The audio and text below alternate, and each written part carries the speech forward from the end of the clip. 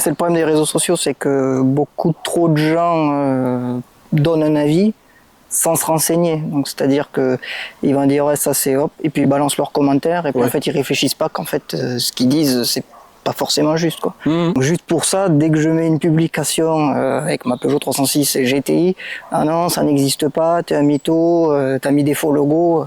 Ah ouais, ça va jusque-là? Ouais, c'est déjà arrivé plusieurs fois. Mais justement, en parlant d'histoire automobile, quelle est ton histoire? Par quoi ça a commencé? En fait, là-dessus, il y a une technologie assez intéressante, c'est que le train arrière, il n'est pas fixe sur la voiture et il est ce qu'on appelle autodirectionnel. En termes de tenue de route, laquelle gère mieux? Les routes sinueuses, par exemple? Ça dépend ce qu'on recherche. Alors moi, je peux pas comparer parce que j'ai une Subaru d'origine entièrement et j'ai une 306 entièrement modifiée.